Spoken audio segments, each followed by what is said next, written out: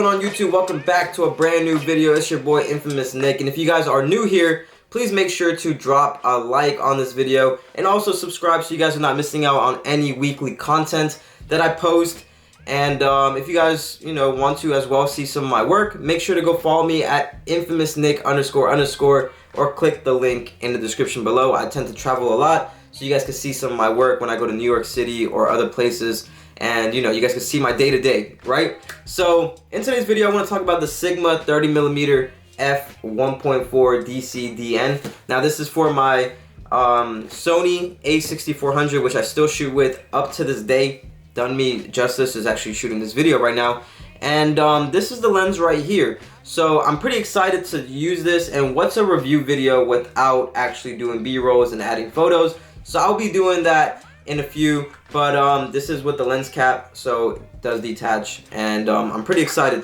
From my little short experience with this lens recently, doing B-rolls and whatnot, definitely crisp, definitely sharp, and it does justice. It focuses in and out pretty great on autofocus.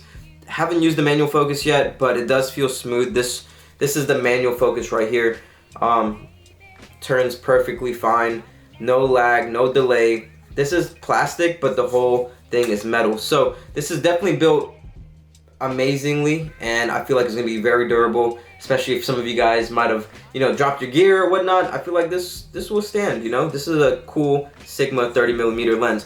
So one thing I wanna say at first is if you guys are using this on a Sony a6400 or a63, a6000, a6500 and up, 600, this lens is not actually going to be a 30mm because of your crop sensor. This lens is going to be a 45mm, so that's one thing you guys want to look into when getting this lens. It's not a true 30 unless you're shooting with a full frame camera.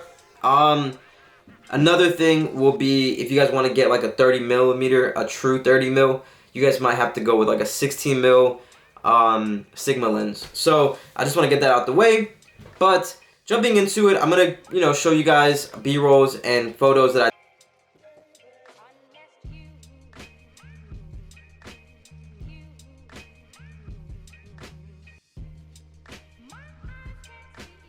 I just recently snapped using this 30mm.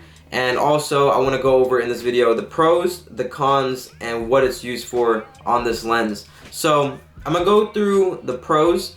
So the pros of this lens is very lightweight. Especially when it's attached to your camera, you can barely tell that it's there.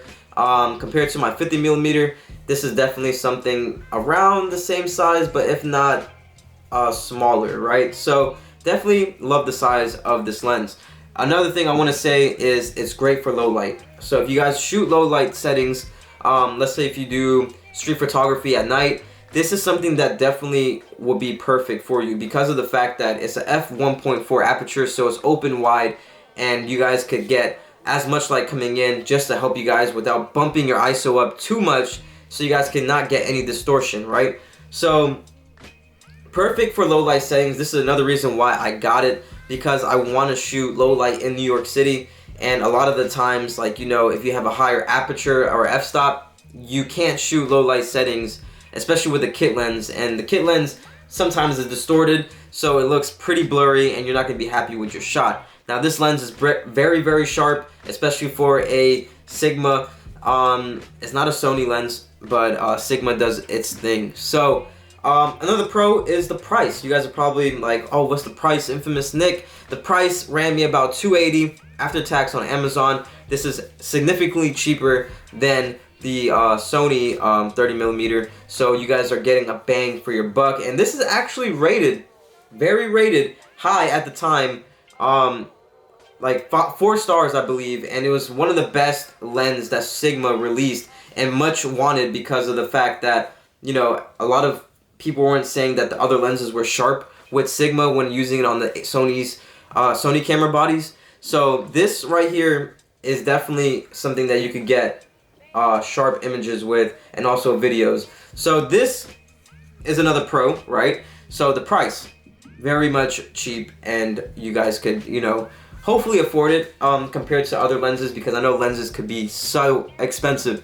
So another pro with this lens is that you get the best of both worlds, right? So going back to what I was saying about this being a 30mm lens, but on an E mount, it's actually a 45mm, right? So you're getting wide angle shots, but also a little bit of a zoom, right? So this is perfect for your bokeh. This is perfect for your street photography with, like, you know, slight blur. You get the whole angle of what you're trying to go like wide with, but you also get like a nice blur to the background, right? So this is something that a lot of Sony users do. Like, they go with like 50 mils, and you know, it's great for storytelling photos. You get up close and personal with the person that you're taking photos of, especially, you know, doing portraits and whatnot. You get the blur background. This is in between that and a zoom lens, so it's not telephoto, it's not wide, it's in the middle, and it's just right. So to me, you get the best of both worlds, and this is definitely a pro in my opinion. So the con of this lens, you guys probably, what is wrong with this lens, right? So what is wrong with this lens is that it doesn't have in-body stabilization.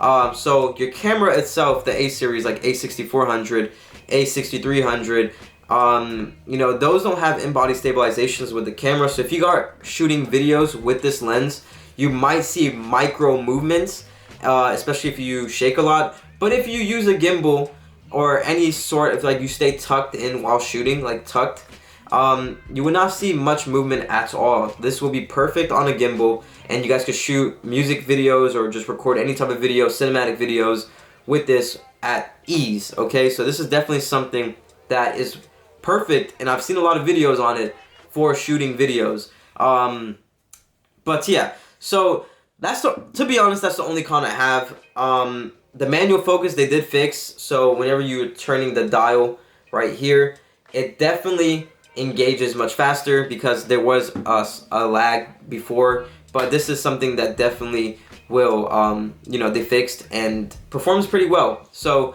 what is it used for? You guys are probably wondering. Now this lens, because there's not much cons, right? So this lens right here, the Sigma 30mm F1.4, in my opinion, it is used for portraits. It's used for street photography. It's used for videography, cinematic videos as well, and it's perfect for those, and especially low light settings. The f1.4 aperture brings in the most light, and you guys will not even notice it's nighttime using this photo. Well, technically you guys will, but you guys get what I mean. You guys don't have to bump your ISO up to like 1,000 or 5,000, whatever your ISO goes to on your camera.